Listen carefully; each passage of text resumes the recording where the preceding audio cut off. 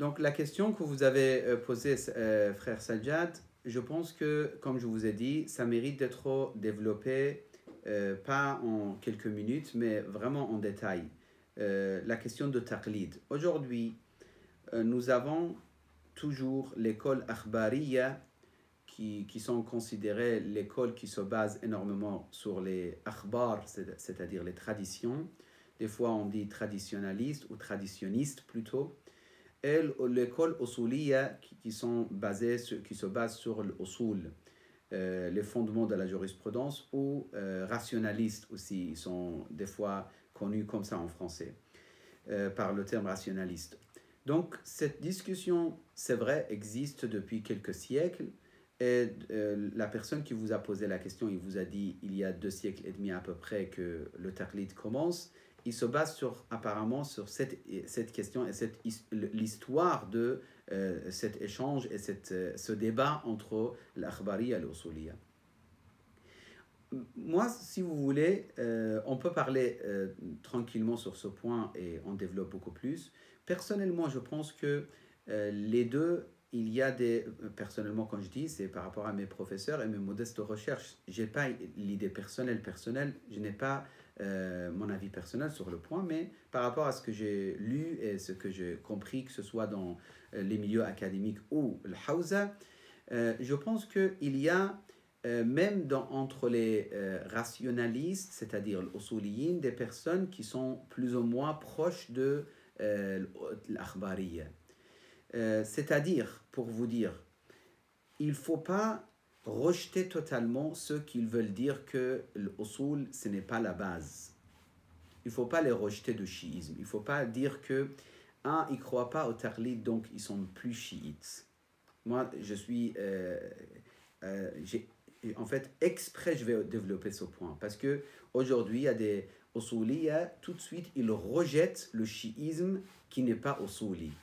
Ça, je ne suis pas d'accord avec par rapport à mes modestes lectures et les savants que j'ai rencontrés et les explications qu'ils ont données. C'est vrai que, personnellement, par exemple, je crois à tel point comme quoi, par exemple, un taqlid existait même à l'époque de l'imam, alayhi salam. Taqlid, mais pas avec la définition d'aujourd'hui exactement la même chose, non. Mais taqlid existait même à l'époque. Et ça, on a des sources, si vous voulez, un jour, comme je vous ai dit, pour développer, ça mérite, on a des sources, des propos des imams qu'eux-mêmes ils disent sur cette question, vous pouvez poser la question à telle personne qui est à Koufa.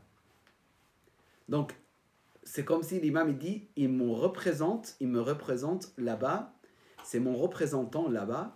Vous pouvez poser la question jurisprudentielle ou même théologique à cette personne. C'est l'homme de confiance, c'est le savant. Et ce n'est pas un hadith qui mentionne ça. On a beaucoup de hadiths. Donc comment vous pouvez traduire ça? Si l'imam il nous renvoie ou il nous envoie envers quelqu'un, il nous dit posez vos questions à cette personne. C'est pas obligatoirement le terme taqlid qui doit être appliqué. C'est la question de revenir vers les spécialistes. Oui, allez-y, s'il vous plaît. Là, vous n'avez pas mis de vidéo, là? Non, il n'y a pas de problème. Si. Si, mais allez-y, il n'y a pas de problème. C'est utile pour tout le monde. C'est utile pour tout le monde. Donc, dans là, ce que vous disiez, je comprends qu'en gros, c'est comme si la question des marjas, ça, elle était existante, mais elle n'était pas définie par un mot ou une sorte de... comme une sorte un dossier ou que oui, discipline totalement indépendant avec système, etc. Oui, ça c'est petit à petit, les choses ont changé. C'est pour ça, moi, je vous dis, aujourd'hui, même la question de marja'iyya, je le dis ici et je le dis même ailleurs, des fois, il y a des savants qui le sacralisent d'une manière que c'est un ayatollah, il dit ça, c'est point final, etc. Non, on n'a pas ça. Déjà, le terme ayatollah, on parlera plus tard. Peut-être ce n'est pas intéressant de l'utiliser. Je ne suis pas contre, parce que n'importe quelle chose qui est créée par Allah, c'est un ayatollah, c'est ayatollah. Ayatollah, c'est signe de Dieu.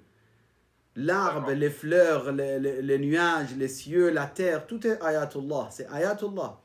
Mais le terme ayatullah, surtout avec le mot uzma, je ne suis pas vraiment pour ce genre de terme. Et il y a d'autres termes qui ont été... je ne vais pas sortir de notre discussion parce que ça, c'est vraiment, ça nous amène vers d'autres questions. Mais pour vous expliquer ce point, avec mes modestes compréhensions, en fait, revenir vers les spécialistes, c'est quelque chose d'évident et qui existe dans toutes les époques et qui a existé dans toutes les époques. Et comment on revient vers cette personne? Lorsqu'on pose la question, c'est pour apprendre et pour appliquer. On ne pose pas une question pour juste avoir son avis et partir faire notre vie à notre manière. C'est pour ça, moi, je pense que cette idée, parce que même il y a un des savants akhbari qui existe aujourd'hui à notre époque, et il a une chaîne télévision, TV internationale, lui, à chaque fois, il attaque. Après, j'ai dit aux gens qui le suivent à Bruxelles, j'aurais posé une question, j'ai dit, est-ce qu'il vous dit faire quelque chose autre que les savants? Ils disent, oui, bien sûr, il a sa vision. J'ai dit, Masha'Allah, justement, lui, il vous dit, ne suivez pas les autres savants, suivez-moi finalement. Parce que finalement, lui, il vous propose la compréhension de l'islam et de Ahlul Bayt à sa manière. C'est-à-dire, il vous dit, suivez-moi finalement. Qui que ce soit la personne, lorsqu'il prouve que ses idées sont les plus proches de la vérité, par exemple, c'est-à-dire, il est en train de vous dire, suivez ce que je pense. Et ça veut dire taqlid. Parce que les gens, ils n'ont pas d'ijtihad tous, ils n'ont pas de compréhension profonde. Tous les gens, ils n'ont pas l'accès. Aujourd'hui, si je vous dis, par exemple, je vous lis Inna a'taynaka al-kawthar, qui est la plus petite sourate de Coran, et je développe d'une manière, vous n'êtes pas arabophone. Je peux dire beaucoup de choses. Et même pour les arabophones, avec quelques talents et quelques connaissances de la langue arabe, mais profonde, avec la rhétorique, etc., même les arabophones, la majorité des gens, ils vont vous croire. Donc, c'est ça la dangerosité, je ne sais pas si ça se dit en français ou pas, la dangerosité de celui qui n'a pas de piété et qui a la connaissance et il sait parler, il sait développer les choses. C'est très dangereux. C'est pour ça, moi, je pense que cette question, oui, التقليد, il a été développé, ça a développé l'idée de taqlid. Même le mot ijtihad, ça n'existait pas à l'époque de Ahlul Bayt en tant que quelque chose de positif. Le terme ijtihad, c'était négatif. Et après quelques siècles, l'évolution de ce terme, c'est arrivé à un stade que ce terme s'est utilisé pour dire se baser sur le Coran et les propos de Ahlul Bayt, alors que ce terme était utilisé pour celui qui sort les ahkam, où il décide, il donne des réponses de lui-même, sans se baser sur le Coran et les hadiths. Donc, il avait cette image, l'ijtihad s'était rejeté par Ahlul Bayt dans les propos de Ahlul Bayt.